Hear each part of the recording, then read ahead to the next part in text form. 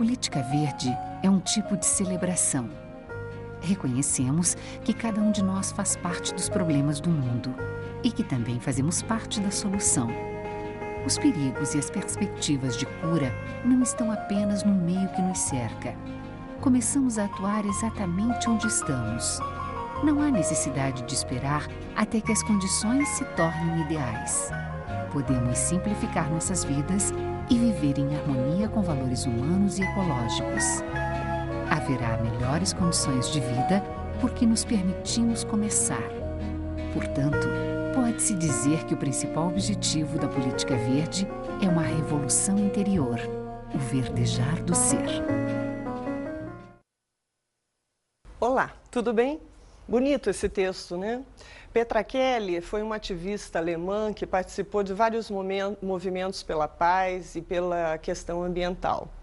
Ela chama atenção nesse texto para uma parte essencial do ambientalismo, a de que a solução para os nossos problemas não está apenas no mercado ou no governo, mas em cada um de nós, nas nossas atitudes. Então, ela mostra como o ambientalismo também é um processo que parte do interior de cada um, o que ela chama do verdejar do ser. O nosso tema de hoje é Sociedade e Ambiente no Brasil. Nós vamos ver como surgem os movimentos ambientalistas em várias partes do mundo e como se desenvolve o movimento ambientalista aqui no Brasil. Então vamos à primeira parte da nossa aula, que é a força do ambientalismo na sociedade contemporânea. O último quarto do século XX foi um momento em que houve uma revitalização cultural que talvez não exista outro momento assim na história do século XX. É um momento em que surgem vários movimentos políticos, sociais, trazendo à tona preocupações com a vida cultural, com a política, com a economia, que antes não existiam.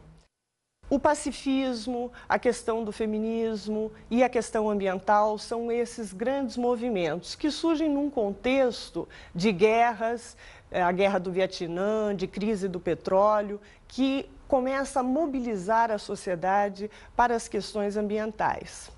Embora seja no século XX que aparecem mais movimentos ligados à questão ambiental, essa preocupação já vinha desde o século XIX. Já existiam instituições preservacionistas, já havia uma preocupação de parte das elites econômicas e culturais da Europa com a questão da preservação ambiental e com a qualidade de vida das pessoas.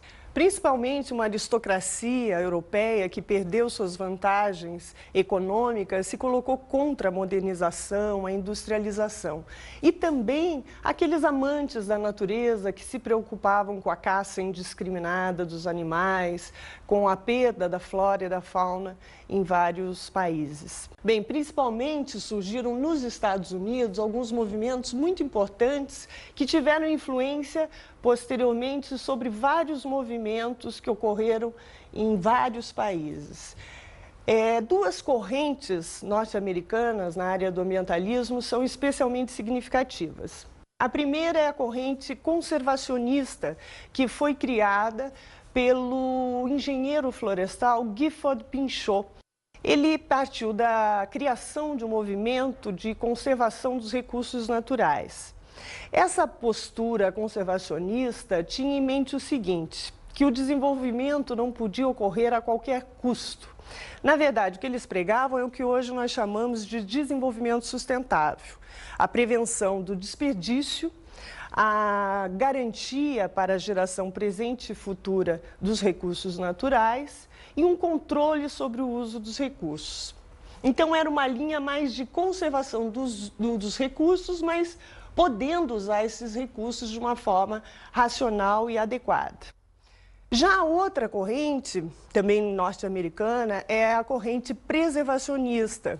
E o seu principal mentor foi o John Muir. Ele pensava o seguinte, a natureza ela tinha um valor em si. Não apenas o valor que o ser humano dá a ela. Ela não é vista apenas como um recurso. Essa visão chega a ser uma visão até espiritual, uma valorização estética e espiritual da natureza. Daí a ideia que nós conhecemos hoje, quando nós falamos de algum parque, de alguma região, um santuário ecológico. É a linha preservacionista que defende esse tipo de abordagem. Então, o homem, nesse caso, é considerado parte do ecossistema. E a preocupação dessa corrente é manter o equilíbrio desse ecossistema, sendo o homem apenas mais uma espécie a ser considerada no processo.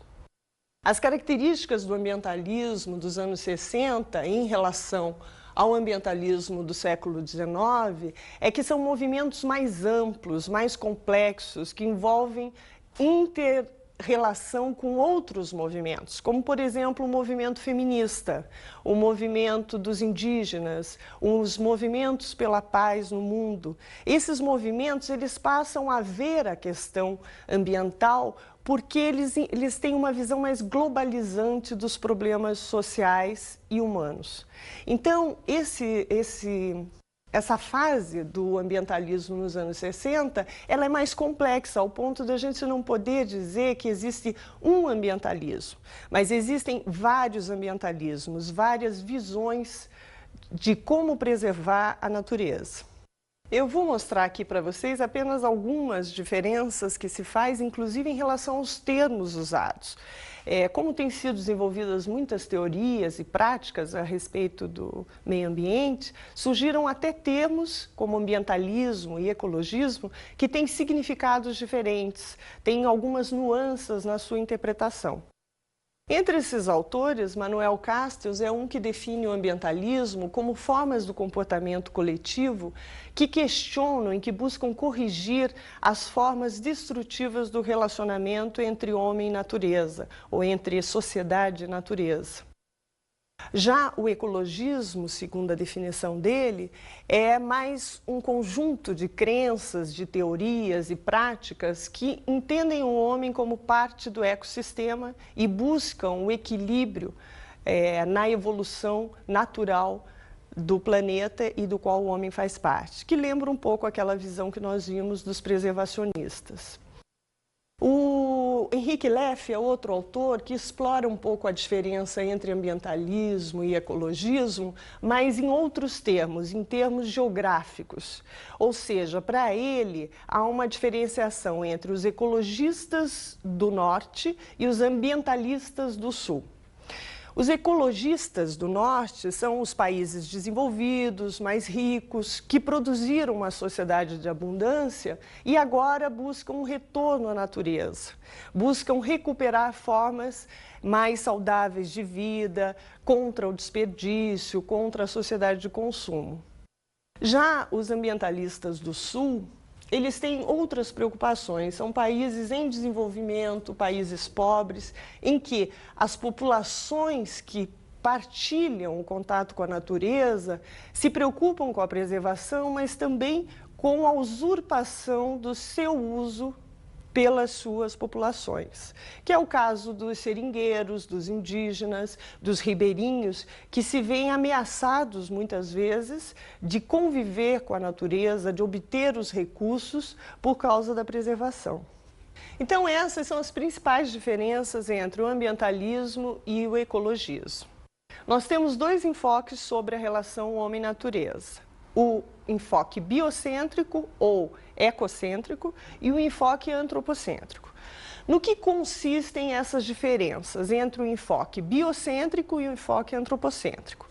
Como diz as próprias palavras, biocêntrico é aquele que vê a natureza como um valor em si mesmo. O homem, nesse caso, faz parte da natureza, ele é um elemento da natureza. São considerados duas coisas inseparáveis.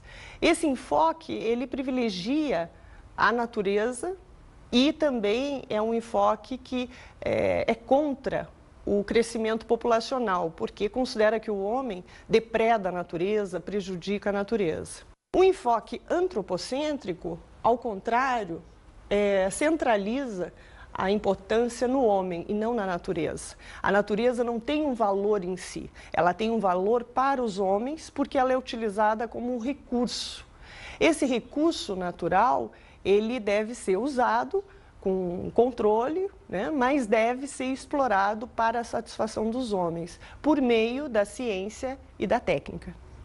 Desses dois grandes enfoques que prevalecem a partir dos anos 60, ainda saíram várias escolas do pensamento ecológico. Nós vamos trazer aqui as 3 principais escolas para vocês terem uma ideia dessas diferenças que existem na concepção da relação homem-natureza até hoje. Então, uma escola é a escola da ecologia social. Esse termo foi cunhado por um professor norte-americano de ecologia social e um ativista ambientalista muito conhecido que se chama Murray Bookchin. Em 1964, ele usou esse termo para se referir aos problemas da degradação ambiental causadas pelo capitalismo. Então, nessa perspectiva, o capitalismo é o grande vilão, é o grande responsável pelos problemas ambientais do mundo. Só que, ao contrário dos marxistas clássicos, essa linha da ecologia social não entende que é o Estado que tem que resolver isso, mas que é preciso viver numa sociedade descentralizada, mais democrática e que a natureza é preservada integralmente. Na verdade, os que mais estão ligados politicamente a essa corrente são os anarquistas e os socialistas. Eles defendem a propriedade comunal, o respeito à natureza e a preservação dos recursos. É um enfoque basicamente biocêntrico. Outra escola do pensamento ecológico muito importante é a ecologia profunda. Esse termo foi cunhado por um suíço, Arne Naess, em 1972. Ele queria se referir a uma consciência ecológica mais ampla, mais profunda do que a que era inicialmente compreendida. Então, basicamente, qual é a ideia da ecologia profunda? Que tem que se pensar a natureza como um valor espiritual, um valor estético, não só como um recurso. Então, é uma compreensão mais abrangente da natureza que chega quase a uma idolatria, a uma veneração dos animais, das plantas e de todos os ecossistemas. É um enfoque também biocêntrico ou ecocêntrico, como é chamado. E é um enfoque que tem, às vezes, alguns adversários por conta de que faz algumas relações entre sociedade e natureza, no sentido de dizer que a sociedade deveria seguir as leis da natureza, seguir os modelos da natureza.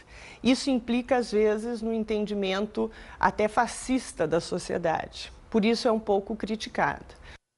E a outra grande principal escola do pensamento ecológico é o ecossocialismo marxismo. Na verdade, é uma releitura dos escritos de Marx e dos marxistas clássicos, tentando entender o ponto de relação entre sociedade e natureza. Alguns críticos da visão de Marx sobre a natureza se dá em função de que ele teria uma visão estática da natureza ou da natureza apenas como mercadoria, utilizada no capitalismo como um objeto de transformação pelo trabalho do homem. As críticas mais recentes dos marxistas, ou melhor, não são críticas, mas são tentativas de releitura, né, da visão marxista original, tem como um dos seus principais expoentes o Serge Moscovitch, que em 1969 escreveu A Sociedade contra a Natureza. Ele procura revisitar os escritos do Marx jovem e o que ele fala sobre a natureza. E a partir daí, ele faz uma crítica tanto ao culturalismo como ao naturalismo. Ou seja, tanto a visão que coloca o homem no centro das coisas, como a visão que coloca a natureza como intocável, como um paraíso perdido que nós temos que recuperar. Moscovitch procura levantar algumas ideias fundamentais sobre as mutações do naturalismo, que não são mais apenas uma negação do culturalismo, mas não é apenas uma proteção ingênua da natureza, mas é uma proposta de uma nova aliança entre homem e natureza, entre sociedade e natureza. E ele parte das seguintes ideias, dos seguintes princípios. O homem é produto do meio e, ao mesmo tempo, é produzido por esse meio. Segundo, que a natureza é histórica. As devastações, as degradações ambientais não são só geradas pela sociedade, mas são cíclicas também dentro da natureza. As ordens e as desordens acontecem também dentro da própria história da natureza. E terceiro, não é o indivíduo, mas a coletividade que se relaciona com a natureza. Então, basicamente, essa escola do ecomarxismo e socialismo, ela defende nem o biocentrismo e nem o antropocentrismo. Ela defende uma nova relação homem-natureza, onde a natureza não é simplesmente recuperada, buscada, mas uma nova aliança deve ser criada dentro das condições que existem hoje. E há uma relação não mais entendida como separada, homem de um lado, natureza do outro, mas uma relação de afinidade e de unidade. Vamos ver agora a criação de organizações não governamentais ambientalistas. Nós vimos até aqui que o problema da degradação ambiental, a percepção dos problemas ambientais, despertou uma consciência ecológica e a criação de alguns movimentos internacionais e nacionais. Mas, além disso, foi necessário começar a influir sobre a legislação, sobre as atividades políticas dos governos, pressionando tanto o Estado como o mercado para atender às demandas da questão ambiental. Então, daí surgiram, principalmente nos anos 60 e 70, as organizações não governamentais de caráter internacional e nacional. A primeira vez que foi usado esse termo ONG, Organização Não Governamental, foi após a Segunda Guerra Mundial pela ONU, pela Organização das Nações Unidas. E era justamente para explicitar a ação daqueles grupos, daquelas instituições que não estavam diretamente vinculadas às políticas governamentais. Nós vamos destacar aqui, porque surgiram muitas durante esse período, nós vamos destacar duas apenas grandes organizações não governamentais voltadas para a questão do meio ambiente. A primeira grande ONG ambientalista de âmbito internacional foi a World Wildlife Fund, WWF, é mais conhecida por essa sigla. Essa ONG foi criada em 1961 para ajudar uma outra instituição, a IUCN, a União Internacional para a Conservação da Natureza, que vinha sofrendo alguns problemas financeiros para se manter. Mas depois a WWF cresceu, se expandiu e se desenvolveu várias bases na Alemanha, na Grã-Bretanha, nos Estados Unidos, Canadá, enfim, várias partes do mundo, e em 10 anos ela já estava instalada em mais de 20 países. Então ela acabou se distanciando um pouco da IUCN. A WWF é uma ONG preponderantemente conservacionista. Ela se preocupa com as espécies individuais ameaçadas, com a preservação de áreas virgens e com a educação ambiental. Outra grande ONG ambientalista internacional que surgiu 10 anos depois, em 1971, é a Greenpeace. Essa organização ela foi criada em Vancouver, no Canadá, e depois a sua base mudou para Amsterdã, na Holanda. A Greenpeace é muito conhecida pelas suas ações espetaculares no mundo inteiro e que chamam muita atenção da mídia internacional para suas mobilizações em nome de baleias, de florestas ameaçadas, entre outros temas ligados à questão ambiental. Principalmente, eles usam desse recurso como uma forma de pressionar os governos e as empresas privadas para se explicarem sobre as atitudes que estão tomando em relação ao meio ambiente. Os ativistas da Greenpeace são conhecidos também como os guerreiros do arco-íris, porque quando foi criada essa instituição, eles se inspiraram numa lenda dos índios norte-americanos. E essa lenda dizia que quando a terra adoecesse e os animais tivessem desaparecido, surgiria uma tribo formada por vários credos, várias raças, várias culturas, que recuperaria a beleza perdida da terra. E essa tribo se chamaria Guerreiros do Arco-Íris. E, sobretudo, a ideia desses guerreiros é que não se pode resolver os problemas da terra com pensamentos, mas sim com ações. Daí essa atitude do Greenpeace de sempre fazer mobilizações fantásticas, né, ao invés de fazer discursos.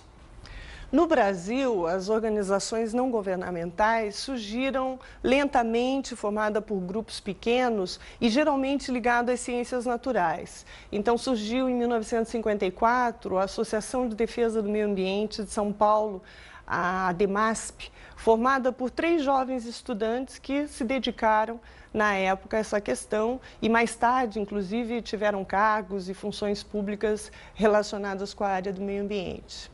Outra organização que surgiu em 1958, no Rio de Janeiro, foi a Fundação Brasileira para a Conservação da Natureza, que também foi importante, foi uma das principais ONGs que se instalaram no Brasil, defendendo os recursos naturais. Em 1986, também foi criada a SOS Mata Atlântica, uma ONG preocupada basicamente com a devastação das florestas da Mata Atlântica, que já vinham sofrendo esse processo há séculos, né? Todas essas ONGs, mas especialmente as 2 primeiras, a ADEMASP e a FBCN, elas têm um cunho preservacionista. Elas estavam preocupadas com a natureza, em proteger e preservar parques nacionais, reservas ecológicas, elas não estão preocupadas com a questão do homem. Já a SOS Mata Atlântica e outras ONGs que foram criadas na década de 1980, elas já estavam mais vinculadas a movimentos sociais, aos direitos sociais, a uma mobilização da sociedade civil brasileira pela volta da democracia no país. Então, comunidades de base, atividades populares se interrelacionam com essas ONGs ambientalistas. Não se sabe exatamente quantas ONGs existem no Brasil. Durante a Eco 92 foram identificadas cerca de 2.000 organizações ambientalistas, não governamentais. A SOS Mata Atlântica é a maior delas, com cerca de 5.000 membros. Já as outras ONGs brasileiras nessa área de meio ambiente não somam mais de 100 membros. Na década de 1990, surgiram outras organizações não governamentais, sem fins lucrativos, mas com outros enfoques, com outras visões que não eram das organizações não governamentais iniciais.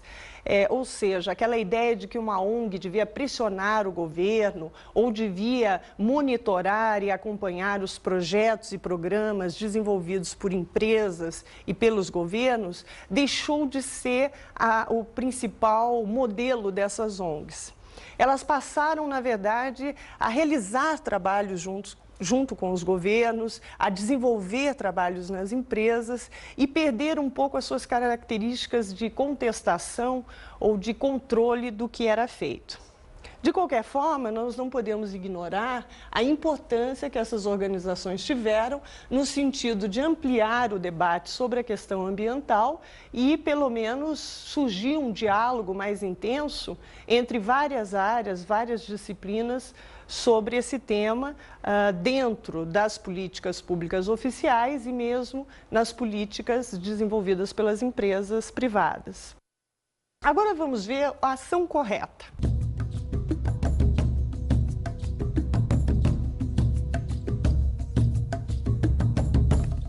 Nós estamos na empresa brasileira de pesquisa agropecuária, a Embrapa Floresta, no Paraná. E é aqui que vamos conhecer um ator social que há mais de 30 anos pesquisa árvores do Brasil e do mundo.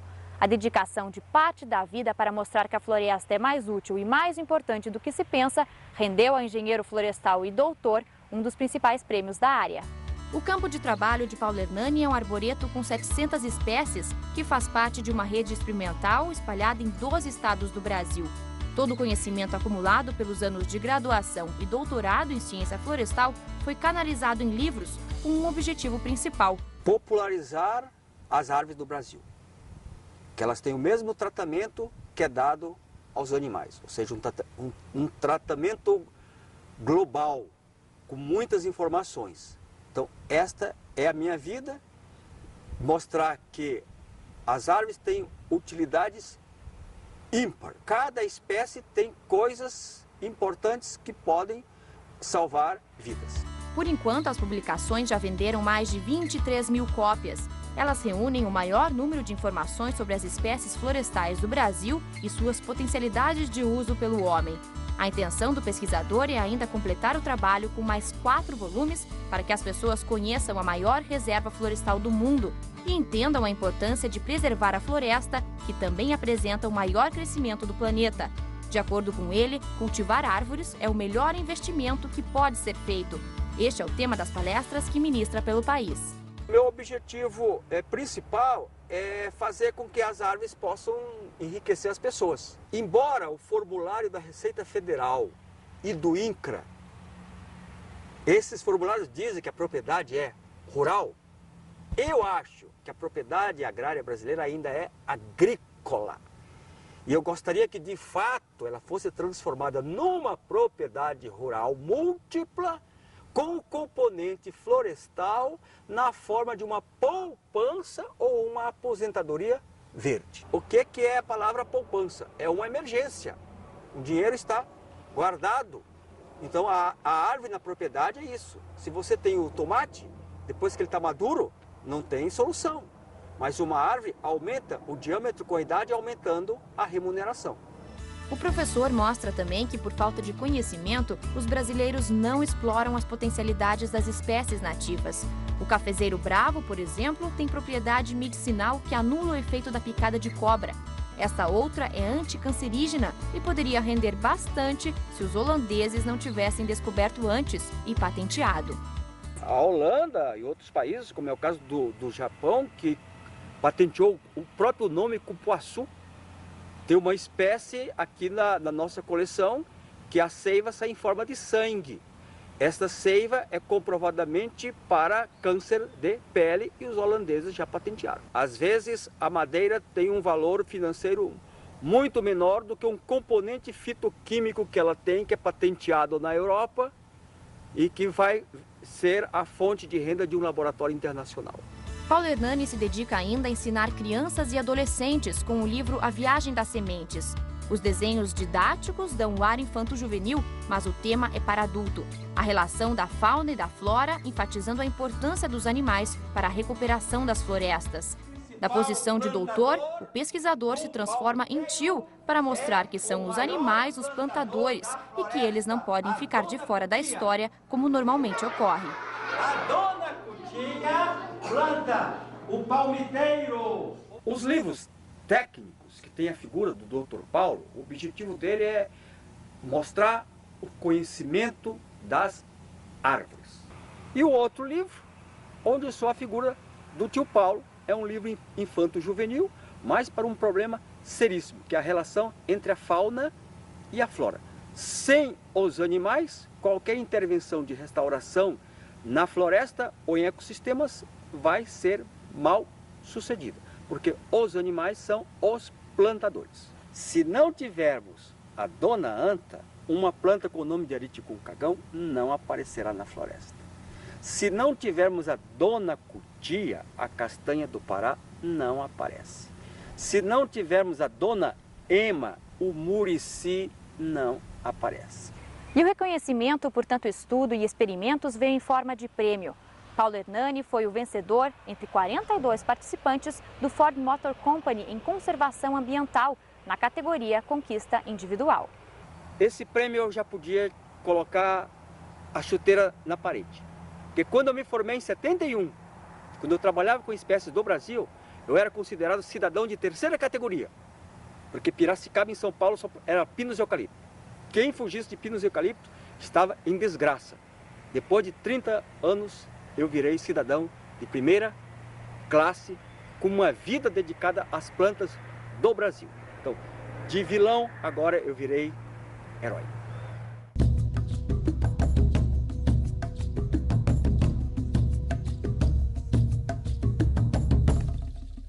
Movimentos sociais e ambientalismo no Brasil.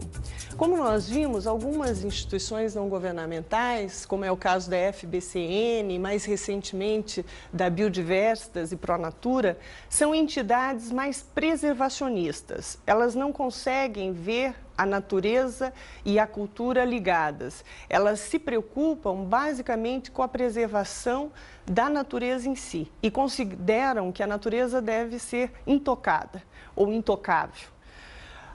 Essas ONGs que eu citei aqui, geralmente elas têm financiamento de instituições internacionais, outras ONGs ou mesmo de apoio oficial de outros países.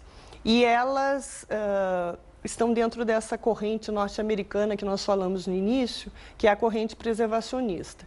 Então, essas continuam atuando até hoje no Brasil, só que tem gerado muitas polêmicas e conflitos, porque elas defendem a proteção da natureza contra a população que vive dessa natureza, que vive nos locais onde essas regiões devem ser consideradas unidades de conservação sem a presença do ser humano. Isso é muito complicado porque no Brasil existem muitos seringueiros, indígenas, ribeirinhos que dependem da natureza para a sua sobrevivência. E, na posição de outros ambientalistas, eles não depredam a natureza, mas eles têm respeito e convivem harmoniosamente com essa natureza. Paralelo a essas instituições de caráter mais preservacionista, foi surgindo na década de 70 um outro tipo de ecologismo, um ecologismo de denúncia, que conseguiu uma brecha numa época da ditadura militar que reprimia os partidos políticos e os movimentos sociais de esquerda. Esses movimentos ecológicos conseguiram se separar da esquerda, se separar desses movimentos políticos e questionar o modelo econômico adotado pelo Estado naquele período. Basicamente, as críticas se dirigiam às indústrias químicas e petroquímicas na Bahia, em Cubatão, no Rio de Janeiro, que causavam grandes impactos ambientais e traziam problemas sérios à população que ali viviam. Também houve uma preocupação com a agroindústria, o processo de desenvolvimento no campo, em que havia cada vez mais concentração de terra e de renda, expulsando os camponeses que vinham para os meios urbanos e vivendo em favelas e em condições miseráveis. Em 1976, foi lançado o Manifesto Ecológico Brasileiro, O Fim do Futuro, por José Lutzenberg. Esse manifesto foi influenciado pelo Clube de Roma, quando, em 1972, lançou o relatório Limites do Crescimento. E foi representado por 10 instituições ecológicas que assinaram esse manifesto. Basicamente, o manifesto fazia uma crítica ao militarismo, à forma tecnocrática que o governo estava adotando para resolver os problemas socioambientais, a crítica ao consumismo, à sociedade do desperdício. No lugar das posições de direita e de esquerda, essas instituições defendiam uma posição mais equilibrada entre homem e natureza, o entendimento de que era possível preservar os recursos naturais através de conservação de parques nacionais, ampliação das unidades de conservação e, ao mesmo tempo, gerar condições para as populações que viviam nesses locais. Em meados da década de 1980, com o fim da ditadura militar e com a redemocratização do país, surge um outro tipo de ecologismo, o ecologismo social, mais voltado para os problemas e as consequências decorrentes do modelo de desenvolvimento econômico adotado nos anos 70. Ou seja, a crítica à devastação da floresta amazônica, a construção de grandes obras que causaram um grande impacto ambiental e não trouxeram o tal do desenvolvimento econômico e social prometido. Então, nos anos 1980, também pelo fato da sociedade poder se manifestar politicamente de uma maneira mais livre, houve uma mobilização e uma organização de vários setores da sociedade. Então, os movimentos ecológicos passaram a ser desenvolvidos pelas próprias populações que têm um conflito, que experimentam um conflito com os interesses dos grandes empresários e, às vezes, até do próprio governo. São representantes desse ecologismo social no Brasil o Conselho Nacional de Seringueiros, os movimentos dos atingidos pelas barragens, o movimento dos pescadores artesanais, movimentos indígenas, entre outros. Como nós vimos até aqui, os movimentos ambientalistas que surgiram no Brasil são preferencialmente conservacionistas ou preservacionistas. Eles se preocupam com a natureza e não com a sociedade. Aos poucos, na década de 70, década de 80, entrando pela década de 1990, continuou a crescer o movimento ambientalista e esse se diversificou. Nós percebemos que os movimentos sociais mais amplos, que envolviam outras questões políticas e sociais, se somaram à questão ambiental. O fato dessas instituições conservacionistas terem privilegiado a natureza ao invés da sociedade tem a ver também com o fato de que foram cientistas naturais que se preocuparam com essas questões inicialmente, não é? Então isso contribuiu para uma visão mais estanque dos problemas socioambientais. Então, a questão dos indígenas eram os antropólogos que cuidavam, os problemas das bacias hidrográficas eram os engenheiros. Então, só mais recentemente, com essa fusão de interesses entre vários movimentos sociais e ambientais, é que também essa discussão do conhecimento interdisciplinar está sendo trazido à tona. De qualquer forma, o grande problema ainda no Brasil é que o meio ambiente é concebido como uma pedra no caminho do desenvolvimento. Ainda há um conflito entre desenvolvimento e preservação ambiental. Muitos atores sociais não entendem como isso pode ocorrer de uma forma satisfatória. Então, os próprios atores sociais que estão se mobilizando funcionam em pequenos grupos, não têm poder financeiro e muitas vezes não têm cacife político para poder modificar essa situação. É preciso, no entanto, que o Estado se manifeste com mais vigor nessa área para que possa atender às demandas sociais e ambientais, não só daqueles que têm um maior controle sobre os recursos naturais, mas para aqueles que precisam desses recursos para a sua sobrevivência.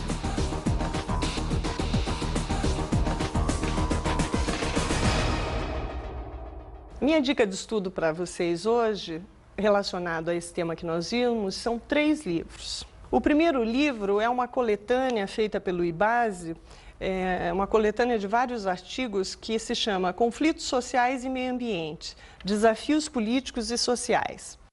O outro livro é da Gabriela Escoto, Conflitos Ambientais no Brasil, Natureza para Todos ou Somente para Alguns. E, finalmente, um livro coordenado por Marcos Sorrentino que se chama Ambientalismo e Participação na Contemporaneidade.